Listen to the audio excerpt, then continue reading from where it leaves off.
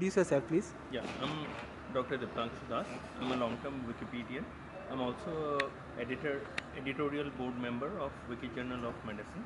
Yeah. We have a journal called Wiki Journal of Medicine, which, which is a prototype for Wiki journals. Yeah. Based on this prototype, Wiki Journal of Science has also been developed, and currently discussion about another Wiki journal in the field of humanities in French language is under discussion. So Wiki Journal of Medicine is basically an open access journal which anyone can submit to, and you all will consider the standards and publish. Right. It's a peer-reviewed journal, so we try to maintain the standards. We try to stick to international standards like ICJME, COPE, that is ethical standard, etc.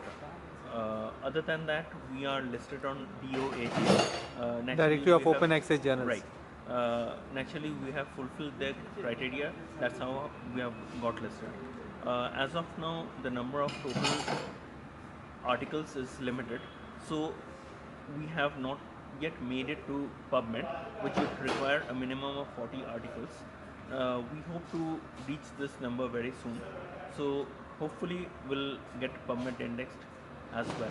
So India is contributing in some way to this journal. There are a few editors, me, Dr. Subhash Chandra Raut, and very limited. Dr. Neta Hussain, who's from India but not right now in India, she has some limited role played, but the overall contributions are very limited. In fact, I am the only member from total Asia who is in the Wikipedia Journal of Medicine editorial board. So what do they find? What do doctors find a problem to understand with this open access model? Uh, the open access model is a relatively newer concept. Yeah. Newer in the sense that we have known copyright issues more than we have known open access. When somebody does some work, they try to claim the benefits for their own. There are others who release it to the overall community for common good. Now, this can be done only after incurring costs. So, if a journal article is to be published, there are a lot of steps that need to go into, and these cost money. Now, the issue is who would be paying this money. If the reader pays, he takes a subscription. So, there are a lot of subscription based journals there. Open access. No. Subscription based. Subscription based. Where the content is limited to who pays for reading those. Yeah. There are others where the author pays much more to cover the cost of publication. So this Submission is, fee. In that right. sense. It's called APC, Article Processing Fee. Yeah. Charges. Yeah. This is what makes the journal sustainable. So naturally, for a standard open access journal, the authors need to pay much more. If they do, naturally, this is not favoring their benefit, although it's favoring the population at large. So this is not a very popular model, but gradually this model is on the rise. How would an author benefit from it? Would he get more visibility? Or? Definitely. Suppose if a article is to be cited, naturally the person citing the article has to read it first. Now, if anybody can read it, naturally those articles tend to get read more and cited more.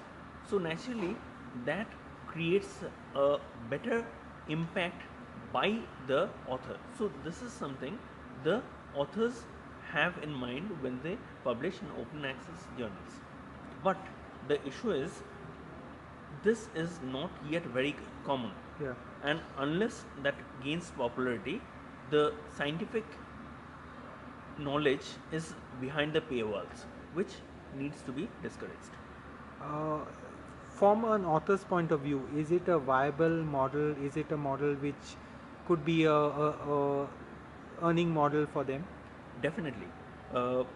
When authors publish a journal article, they do not have something like ad revenue or revenue in mind.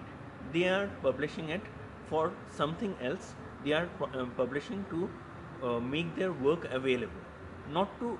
Yeah, definitely they can have other interests. Why publishing the but they are not earning directly from that Yeah. article. It's more indirect earnings through prestige and Right. peer recognition. Right. Coming to the journals, since they are still earning the money, it's okay for them. Yeah. It doesn't really matter who pays. And the more important thing that's coming into play is open access repositories. Might be the journals are paywalled, but it can be a preprint version is stored on a repository of maybe some university or some other open access issue. There's no violation of No, copyright in it's such a not. case. Since it's a preprint issue. Okay. So this can be another source of open access.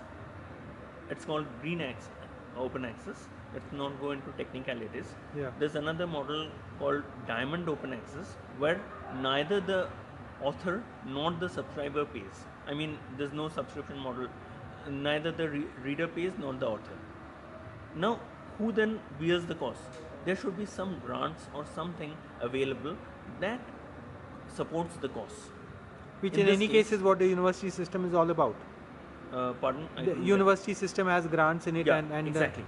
So this has led to rise in open access repositories like ArcSivs, ARXIV.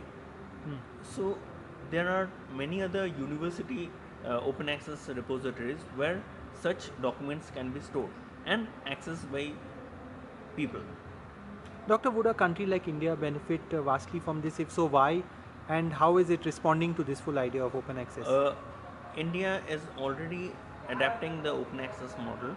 There are various portions of national policy where open access has been included.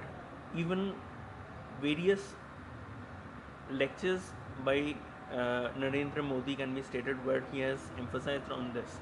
But the issue is a national policy is still to be formed and the awareness of open access is poor.